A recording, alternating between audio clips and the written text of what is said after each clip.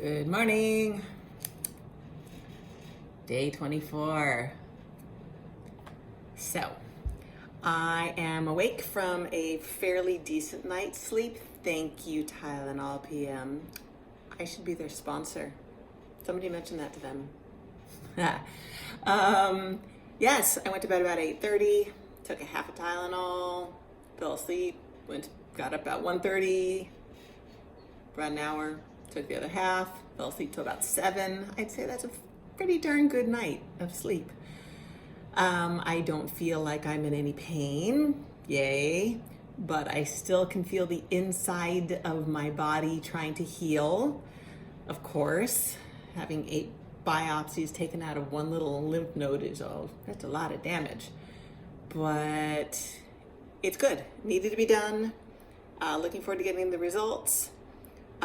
In fact, it altered the chemo starting on Monday. It will not be starting on Monday because the bio took place on Friday. Yes, we have Saturday, we have Sunday. They're not going to have the complete analysis of the biopsy in time, and they want to take all precautions and not start a particular type of chemo under the pretext that it's a certain kind of cancer. They really want to be far more specific than that, so they're not backtracking in any way. But this also enables the clinical trial to take place. So that will start on Monday. And that means, let's see, this clinical trial is for the cachexia. This is for extreme weight loss in cancer patients, which is very dangerous. This is what takes the cancer patient and just plummets you. Your body's exhaustion level is, and your organs are suffering and you're starving, and so that's what this clinical trial is going to do. They're going to put me on a meal plan, and this meal plan is I don't know if I'm getting these all confused because they're coming left and right now, as you can imagine. Trial, do this, try. But I believe with the cachexia trial, they are going to feed me a meal plan. This meal plan is going to be void of all specific amino acids and then replaced with an alternate amino acid, and this shake. Everything's like high caloric, high vitamin, mineral supplement, whatever. But without this particular amino acid, the goal is to starve the tumor. So that's what they need to do the research to see if this is actually working to help starve the tumor and build my weight up. So I will be at a very healthy weight. That's the hope, for when the chemo does start, and that's not going to start for another week. So it got pushed out a week, but I think it's the safer way to do this. It's okay. I kind of wanted to start. I was a little, apprehensive. You saw my face. I was just like, oh, it's starting. So it's not, but that's okay. This is all the same procedure. This is all good. This is all to help me. And doing a study trial like this is helping a whole lot more people than just myself. So, gotta do what you gotta do. So, with that in mind, I am feeling all right. I kicked Matthew out of the house this morning. I go, you gotta go walk the lake. You need to go get exercise, because he's so focused on me that he really has forgotten about himself and taking care of his own health. He needs to start walking more and exercising. I said, turn that craving, when you have a craving for something to eat, turn it into a squat. Turn it into squats. Turn that craving into, 10 lunges on each leg. Turn the craving into something else, because the second you start working out or getting your increased heart rate, your metabolism changes, and you start getting filled with endorphins, and suddenly you're not really craving food anymore because everything's kicking in the way it's supposed to. I know this, he knows this, but he's so busy taking care of me that he's forgetting to take care of himself. So that was my job today and last night. I made him walk the lake last night too. And it's stunningly beautiful out today. It's supposed to be like 75 degrees. The sun is shining. My geese are back. Oh, I don't know how many of you saw my video with Bandit and Lady B. That's Mrs. Bandit. Oh, she wasn't in that particular video. Anyway, this is the time of year they're pairing up again. And it wasn't Bandit that was here today, but it was Mommy and Daddy. Mommy, Daddy. This is their third year in a row. They hook up. I know them well. They know me. I was out on the deck and I see, the geese. And I'm like, ah, babies!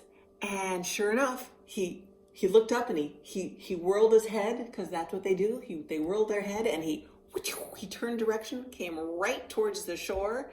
I'm like, oh my goodness. I go, come on. I have my own language for the geese. But they know it and they love it.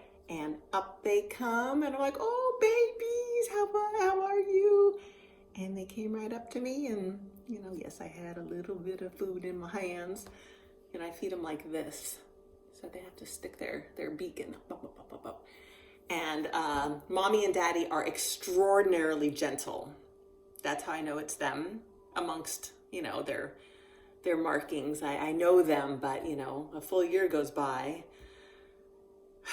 especially this year, because, anyway, a full year goes by and I start to forget because, they are very similar in looks, but they all have a unique marking or something. So I know it's them because of the way they eat out of my hands. They come right up to me. They come right up the stairs, right to the gate. They're like, oh, so glad to see you. And right to me. They know what to do. They know how to eat out of my hand. They just stand with me. Even when they're not eating, they just hang.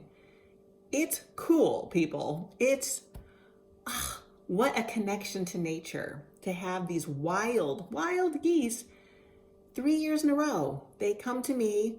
They're going to have babies. They're going to bring their babies to me. They've done it every year so far that we've lived here. This is going to be no exception. The only thing that did change was the year that we moved in here was the start of COVID. So we moved in October, and I was getting to know them because they just were always up here on the green belt, and I had such a connection with them. They were so friendly. Oh my goodness. And we're talking like a lot of them. So I got to know them all personally, but some were definitely my favorites. Oh, Matthew's coming home from his walk. Okay, but so then COVID starts and they close the lake to people completely for like a year and a half. We loved it, quite honestly, because nobody walked the lake and the wildlife flourished. I mean, there was like 100 Canadian geese, ducks galore, coots, cormorants, the egrets, the herons. It was like living in National Geographic right here in my backyard. It was pretty amazing. Really, really cool. I had my, my wild bird book and my binoculars, and that was my everyday thing, was to get to know and love and understand all these birds. It was cool. So that was for a full year and a half. Another half a year goes by. They start to open the lake up and the geese have just pooped everywhere. Yes, they kept it maintained, but there was a lot of goose poop. As you can imagine, they're pooping machines, these geese. Pooping machines. The HOA hired a falconer.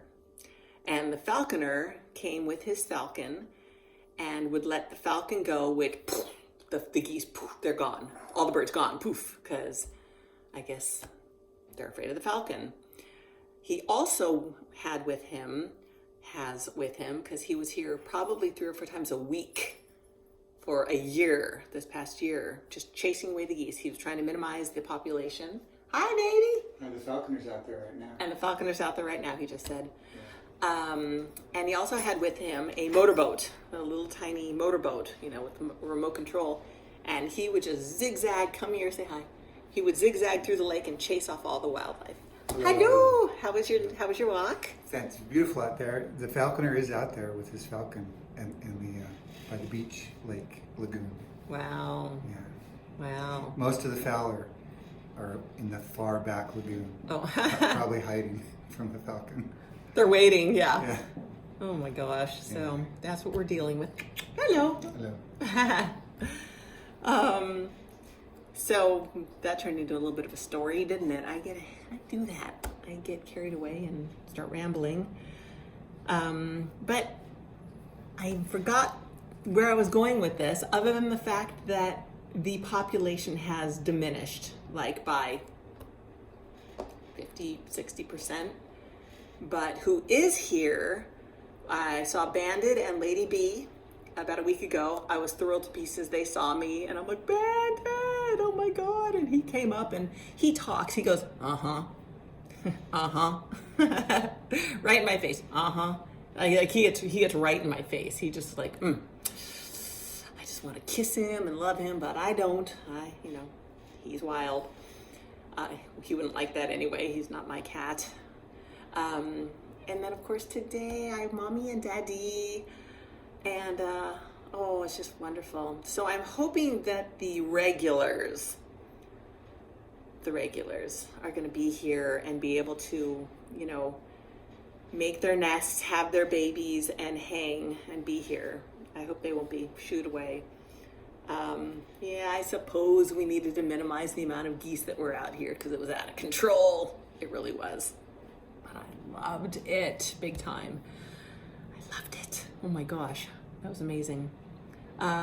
So anyway, that was my morning. I got to hang with them and I get to talk to you now, and everything's good. I don't feel 100%, but whatever. I have company coming today. My cousins are going to be here, Nancy, Leslie, and Brandy. And my kids are going to be here, Vaughn and Nico and Rachel and Sean. And because they all want to see each other. So I have tests waiting at the front door. So everybody's got to have a little rapid test going on before they come in. And I'll keep the house very open because it's going to be like 75 degrees outside today. So it'll be a lot of airflow and probably masks, just to be on the cautious side. But that's what's going on today. It's going to be beautiful, and I'm going to keep it very low key. I will not exert myself because I'm trying to learn. But I get so happy and excited, but I haven't got the energy for it to do anything more than just say hello, I love you, and listen to stories and just be a part of the whole thing. Gonna be beautiful. So I'll share more if I have more to share. And in the meantime, I love you. I love me. And I hope everybody's day is fabulous. Mwah. Talk to you soon. Bye.